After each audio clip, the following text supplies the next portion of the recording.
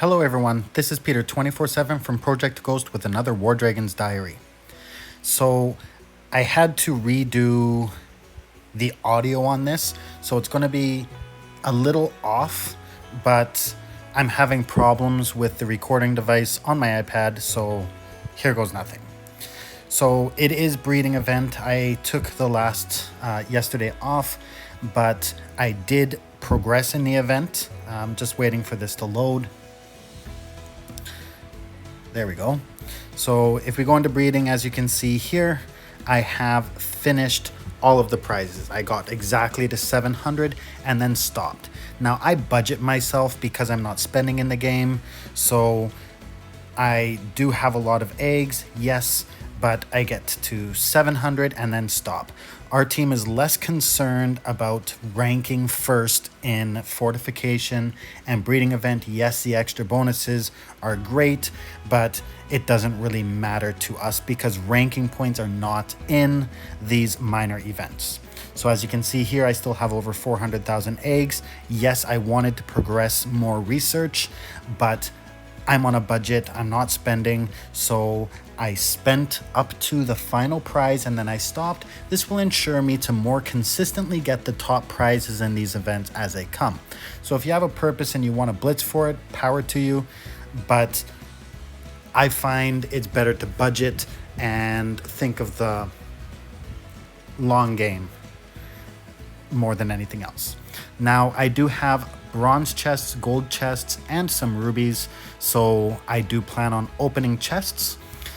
Now during this event, since assault is going to be instead of quests this week, you can open up your chests in either the PvP format or the minor event format.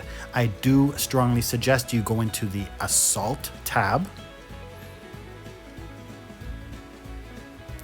and then you open your chests. That way you don't have to worry about getting XP boosts or food potions or anything like that.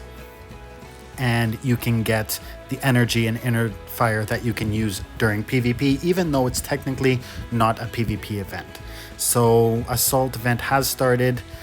I'm not going to do it. I'll probably work it through the weekend. I'm not going to worry about ranking. I'm just going to go through and get it. I do encourage everyone to do as much of it as possible because it's free gold chests and goodies, whether they be sigils or gold chests. You actually get quite a bit, as we did last time. So I'm going to open up the draconic chest while I'm here. I can open up 20 and one set of crap. Let's try again. And a second set of crap. Thank you very much, PG. Last chance? Nope, no winners. So I'm kind of screwed next PvP. But anyways, I would like to answer a couple questions that were in the comments to my last vlog. I would like to thank the people who did post questions. The first one was, your team and alliance is really admirable and persistent. Mad respect on fighting through and not joining them. Seen teams doing just that. Can't beat them, join them. Any tips on how to defend a castle or techniques to defend a castle? Really wish this was talked about more so people can learn. I completely agree. This is a very important topic. I've actually made several tutorials and I've covered this many times in the vlog as well. Learning how to defend your castles is very important. So let's touch on that for a bit. So I think it is my opinion that the trapper is probably the most important Primarch for defending your castles. Now, there's a lot of different opinions as to whether it be setting up your assignments or how to respond to attacks on you.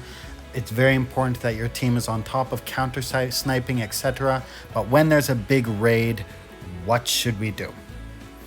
So A lot of teams work within a mega alliance or an alliance of some sort. There's nothing I hate more than going into a castle and having to fight 500 freaking teams. Now, all these teams, even if I'm getting attacked, and I'm sure there's people out there have seen the size of attacks that happen on us and a lot of other teams, but when we get attacked, we have never brought in more than 5 teams to come and help at any given time. I think it is more efficient for you to have your TA alone, and I always encourage teams, work within your TA, work within a group of 10 or something like that. When you have more teams, as you can see here, if they are in our TA, they will show up yellow and they will show up with the word alliance beside them. There's no confusion. I just have to log in and say, hey everybody, this is where we are needed. Everything red dies. It is very easy to do that and there's no confusion. The problem with having 500 teams is that one person on every single one of those teams needs to sit there, babysit, and coordinate the friendly fire list or the no-hit list. So it's easier just to say, hit everything that's red, kill it, all the enemies that are there, and then move on. So not only is it confusing for the players and it slows them down picking targets, it also takes a flyer away. I'm an endgame player. I can fly almost every base. Sometimes I die, yes, I understand, but this at least gives me the opportunity to fly and contribute and help out my team rather than babysitting and making sure everyone's hitting who they're supposed to be hitting. So ideally, I've said this time and time again, TA against TA or team against team, and let's call it a day. Now, I do understand that a lot of these mega alliances have kind of broken the game where they come in or they attack you with 10, 15, 20 teams in multiple locations. Yes, it sucks. I do understand that. But if it's one location and it's one TA, I think you should be able to hold it by yourself within your TA, depending on the size of the attacking team, of course. If you have allies or if you have friends, the best way for them to help you is to go hit them elsewhere. Now, defending your castle against a mass raid, they're going to want to clear the guard. The Trapper has significantly more defense than every other Primarch. As you can see here, it is 730, where the other Primarchs are lower. I encourage everybody to get their Trapper as high a level as possible. If you can get a Silver 2 Trapper that is expert at level 25, that is ideal. There's nothing more painful than going into a castle and having to wipe out a whole bunch of level 25 trappers with 80,000 troops on it. Not only do they have a high defense, but they get the boost from the castle fort.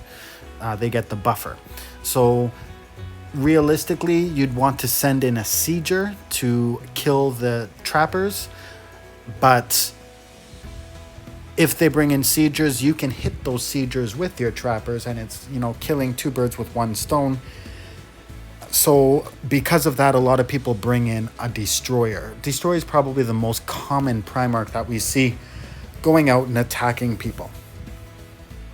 And when you attack a trapper with a destroyer, since the destroyer's attack power is lower than the defense power, even when they get 5 flames, the ratio is relatively in your favor.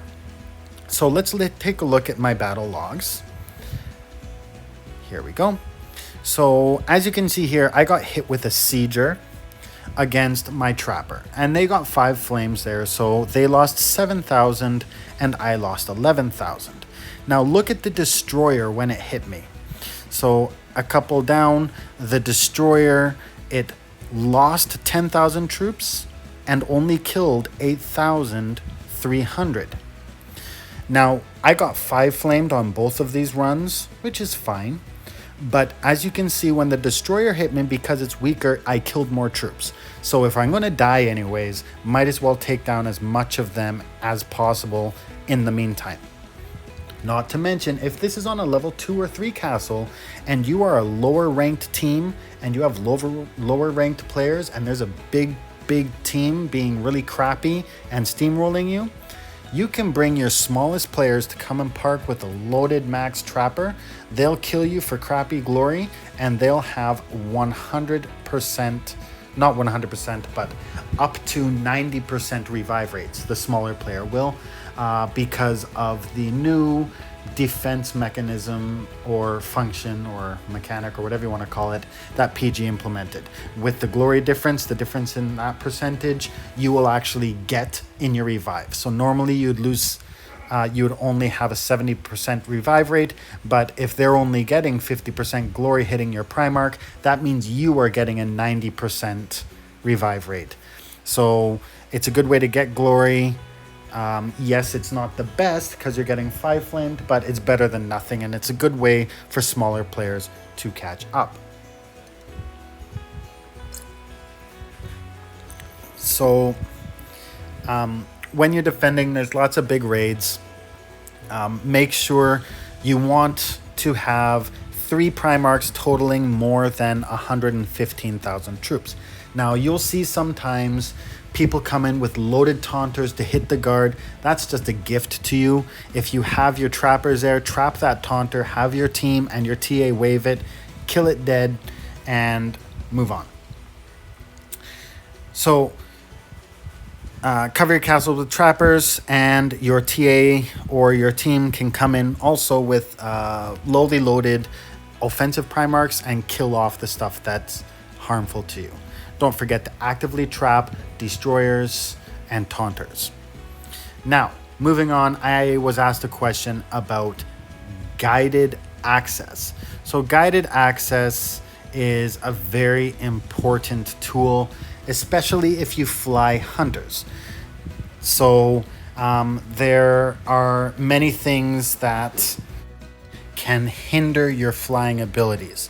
So I fly hunters a lot, but as you can see here, if I pull from the right, I get that. I can pull from the bottom. There's the notification bar, or if I put too many fingers on the screen, I'll minimize my app and it'll show me the other apps that are open so I can select those. Guided access will prevent you from being able to do that and will lock you into the app that you are currently using when you start it. So you won't be able to pull down any of this stuff. I'm going to show you how to turn that on. So I'm going to minimize this. I'm going to open up my settings. Anytime now. And I'm going to go to accessibility, which is not in here. Sorry.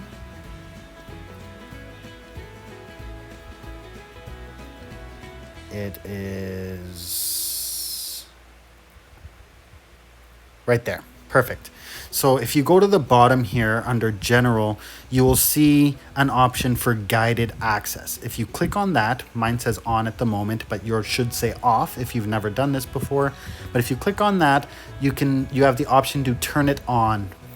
So when you turn it on, you go to passcode settings. You have the option to put a passcode in or not. That's your call.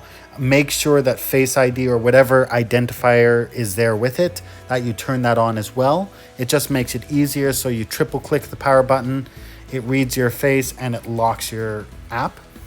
And if you hit it twice, it'll turn it off. So make sure this is on or you could have issues, because once you lock it, unless you know how to turn it off, you're not going to get out of that screen until your battery dies. And it won't even give you any notifications or a battery is dying notification. With time limits, don't worry about this. You can just skip this altogether. With accessibility shortcut, I like to keep this on. It gives you options for while you're in guided access, you can triple click it and it'll give you some further options to look at.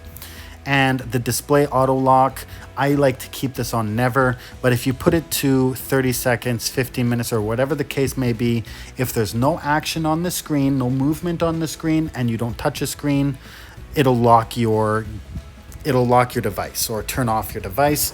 So some people like to do that to save batteries. If you're in a game, it probably won't turn off anyways because there's always something moving on it. Like in WarDragons, we got the water. So stuff is moving, it's never going to shut down anyways. If it's on, until you turn it off, it stays or your battery dies. So now I'm in here. Once again, as you can see, I can pull down from the top for this control panel. I can pull from the side, whether I'm pulling from the right or I'm pulling down the notification center, or I'm pulling from the bottom, or I want to minimize the screen using multiple fingers. That's the things that are going to screw you up. So if I triple click the power button, it's going to read my face and it's going to turn on the guided access. Now, I like to use this with Zool because he has one specific ability which gives him unlimited ammo. So you can hit with 2 fingers, 3 fingers, 4 fingers, 5 fingers. You can hit with 10 fingers and 10 toes if you could manage that somehow, and he's not going to run out. So it's this Tomb of Carnix that I'm talking about here. So this run I will be doing, and I do die in this run, so I do apologize for that. I get hit and I lose rage because everyone knows I can't fly and talk at the same time. I've got to shut my trap and fly, or I've got to pre-record and voice over it, and then I won't have that issue. I was doing great today, but I tried flying with a different technique that I've been trying to work on. It works really well when defended against, but I did a very crappy job at doing it here, so I die. So, not worried about it. Let's do another run. So, just going to wait for this to load. Let's go to attack again, or attack next, and let's choose the bottom base. There we go, 65 billion. So, without the intro, I'm going to fly in, and you'll see exactly what I'm talking about. So I can try to swipe the screen in any way, shape, or form, and it'll be okay. As you can see here, I can tap it with 5 fingers. Here we go. And nothing will change. It won't even minimize. So if I want to do a blitz on an island, how I normally do, I can shoot rapid tap with all 5 fingers on the island and then blink, and I don't have to worry about it closing on me. So the good thing about this is not only can you not swipe the screen or anything like that, you also won't get any notifications. One thing that you can possibly get is phone calls. Now, the difference between phone calls during guided access and phone calls when you don't have guided access is it'll show you a little thing at the top and you can answer it, and it'll automatically put you on speaker so that you can talk on the phone, but it won't close the app. So you're locked inside the app during guided access. And that's basically it. So if you fly hunters, I suggest you do this. Once again, you can start the flight and you can triple click it and go into it right before you fly based on what you want to do. And that's about all I got to talk about. If you have any questions or topics that you'd like me to cover, please post it in the comments. Don't forget to hit the like button. Don't forget to hit subscribe, and I'll talk to you all later. Lastly, if you want to turn off guided access, double click the power button, let it read your face. There we go. Bye for now.